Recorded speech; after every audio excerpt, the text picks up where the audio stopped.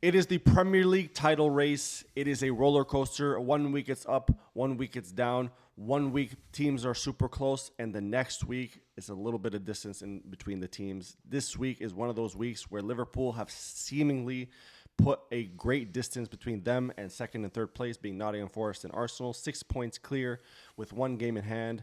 Welcome back. This is another episode of the Basement Ballers, where we talk about footy, we analyze footy, and we have a good time. If you guys are interested in that kind of shit, follow us on YouTube, TikTok, Instagram, even you Americans. Haha. No, I'm playing. Anyway, back to the video. Listen, the title race is heating up. I'm going to post the Premier League table right here. So if you guys want to pause the video real quick just to take a look, you'll see exactly what I'm talking about. Not only are Liverpool on top with points, but they're also on top with goal differential. We're doing really good in that department as well. And so the topic of today's video is how likely is it for teams like Nottingham Forest, Arsenal, even Manchester City, who have somehow slipped into fourth place just today after their game against Ipswich, how likely is it for these teams to actually give Liverpool a fighting chance? So Brahim, you being the resident Arsenal fan today, and obviously this is your secondary team, we all know that you're a Barca fan, but how do you feel about Arsenal's sort of position right now? Let's take everything into account, players, availabilities, and so on. So I think personally Arsenal are in a very false position because I don't think we're the second best team in the league because the football we play is horrendous. Our squad's really not that great, to be honest. Like the thing is that if you look based on just like pure stats, last year Arsenal had 91 goals and we're averaging 2.4 goals a game. This year they're on pace for less than 2 goals a game. They're on 1.95 goals, which would be 74 goals across a whole campaign. So that's almost 20 less than what we scored last year. And the year before we scored, I believe it was like 87 or something. I'm not sure. I didn't write it down. But point is, I looked it up. But yeah. Essentially, what's going on is I just think the squad stinks. Like, outside of the defense, like, if you look at the midfield, Partey, who doesn't even play there half the time because he has to be a right back because we have no right backs, apparently. Partey has to play there. And then Declan Rice, decent. Odegaard, been dog shit this year. Marino, I don't know why we signed him. I feel like Mikel Arteta just signed him because they have the same name. I don't know. Yeah. The point is, there's that. And then the attack. I mean, bro, Martinelli plays like he has CTE. Trossard has CTE. Havertz is a tranquilized donkey up front. He sucks. Our only good attacker is Saka, and he's injured. Why? Because he's been used like a sponge. You know when you squeeze a sponge to get all like the residue out and shit? That's what Arteta's done with Saka, bro. His like you know those videos of like the chickens? Well, like it's so well done, the chicken starts falling off the bone. That's Saka's hamstrings right now, bro. It's just falling off, man. Yeah, but you know what? One thing about Arsenal fans that pisses me off is like, so you'll have this kind of analysis, and I think a lot of Arsenal fans will come in and be like, oh, Martinelli, and they'll have similar talking points, right? But then you tell them, give me a Liverpool-Arsenal combined 11, and then they'll fight for their players like it's like, Shit, not, well, I mean... you know what I mean? Like, and honestly, now that I bring that up, why don't we do that just for the sake of the fans? Let's talk about Liverpool versus Arsenal. Who are you taking in a combined 11? Starting with goalkeeper. Look, the whole defense outside of like, okay, obviously I would take Van Dijk, but the whole defense outside of, Alisson is the goalie and then Van Dijk is one of my center backs. Everyone else I'm putting Arsenal. Like I put Ben White over.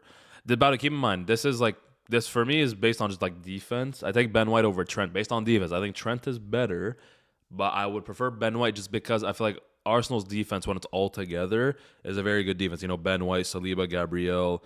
And who even is our left back at this point, bro? Like Timber, I guess. I don't know. Like, but I would listen. I think Timber definitely gets in. Van Dijk gets in. Saliba, and then if you're talking about, I'd put Gabriel over. If you're gonna take out one Arsenal center back, I'm taking out Saliba. I'm keeping Gabriel and Van Dijk. Controversial, but okay, sure. I mean, I would think I would still take Saliba. Right back, if you're talking about last year's trend, I would take Trent. This year's trend has been, again, like a roller coaster. A bit of like you know what he's about, right? But I feel like some of the news and the media and shit, like I don't want to be that guy who's talking about, some things playing in his head or whatever. But the reality is that Madrid are creeping, And there are games where that brother does not look like he's a shit. Mm-hmm. You know what I'm saying? And so for me, this year's Trent is different than last year's Trent. Last year's Trent, I'd take him over every single right back that you have in your history. Yeah. And then, but this year's Trent, I'm saying it's a little tough. So I definitely see where you're coming from. I'm still gonna ride with my boy Paz, but yeah. So and you know what? And just like to go back to the goalie, I don't even know if I'm taking Allison right now, just because. Listen, bro, I'll make this easy for you. For the sake of the video, I'm just taking all of Liverpool's XI over Arsenal's. Every single player. I don't care. So you're taking Gravenberch over Yeah, Rice? yeah. All of them. I don't care. You're taking Sabazala Yeah, over, yes. Odegaard, Odegaard, yeah. yeah. Yes. I'll take myself over You're Odegaard. taking McAllister Yes, over Marino? everything. I'll take Nunez over Havertz any day. Salah, obviously, over Trossard right now. And then Martinelli is... So Yeah, anyways. But who do you think is Liverpool's best left winger, Gakpo or Diaz? Get Diaz. Think so? Yeah. I think Diaz is kind of getting a bit of the short end of the stick right now because he's been playing as a false nine, and like it's just not where he's thrived. So I think like Gakpo in that light. So basically, like a lot of the times, I don't know how much Liverpool you watch, but a lot of the times what we're doing is we're playing Gakpo off the left, Diaz down the middle, and then Salah off the right. Yeah. Right. But Gakpo, he's been able to really influence the game. I think Diaz is struggling because it's just not his position. Like he's not a Firmino type, you know, and he's kind of being played like that. And so it's a little hard. But, you know, obviously, like, Gakpo's having himself a really good season. Anyway, but regardless, I do think that Liverpool is putting in a more convincing performance. But surprisingly, Liverpool's only, like, yesterday's win against fucking Brentford was our first win of the year in Premier League. Well, Liverpool right now, if you compare them to last year, are essentially the same as they were last year. So last year, after 21 games, they were first on 48 points. This year, they're first on 50 points. And Arsenal is essentially the same. So last year, after 21 games, they were third on 43. This year, they're second on 44 after 22 games. So a swing of like 2 points here and there, whatever. But point is, so why all the doom and gloom around this year? Because first of all, this year, if there was going to be a year where Arsenal were going to win the league, it would have to be this year because Man City have fallen off a cliff, obviously. And Liverpool, as good as they've been, are obviously not like Man City. They're not going to put a run of like 20 games unbeaten, whatever. So they're obviously going to drop points. So Arsenal, I believe in the last few years, have failed in recruiting because we took basically our best year in at least 10, 15 years in 2022, 23. That year, we almost won the league. Bottled it at the end, cool. But then the reinforcements we get is Declan Rice, which is cool, but like you get him, you don't really get attacking depth. Like you get Kai Havertz, who's he's Kai Havertz. He's not good. So I feel like obviously the recruitment hasn't been there, and also just the style of play has been nowhere near what it used to be. Like Arteta's being very defensive compared to what he was. Even last year, I thought was a drop off in terms of like entertainment compared to the year before. But at least last year we were still smoking teams regularly. Man, last year you guys had a stretch between like I want to say February, April, where you were just like we were 5-0-ing. We were smoking teams. Like guys were going insane, and the thing is about was kind of like I think pissing Arsenal fans off the most is just the fact that like Man City's having a down year. And everyone was saying like the people would talk shit like, man, you know, if this was a title race against Liverpool, it would be so easy, whatever. But it's like Manchester City falling off a cliff, Arsenal in prime position. They've spent a lot of money in the summer, you know, just to be where they are. And quite frankly, I'm not just saying this as a Liverpool fan, but I watched their games and I know that like this is not. You know, even if they won yesterday, I know that like it's just not a sustainable way that they're playing. No, it's not. And the way I see it as well is like Liverpool, like the title of this video is probably gonna be something like is the title race like active again or whatever. And all I'm here to say, no, I don't think because even if Man City were to go on a run, they've dropped too many points to get back in contention for a title race. And Arsenal are not gonna go the rest of the season with Havertz, Martinelli, and Trossard as their front line with their only attacking option off the bench being Raheem Sterling. Because Jesus you guys were up 2-0 yesterday. So like even if Arteta was like, okay, we're up 2-0, let's kind of like focus on defense, which what you're saying, like that's his, you know. Yeah.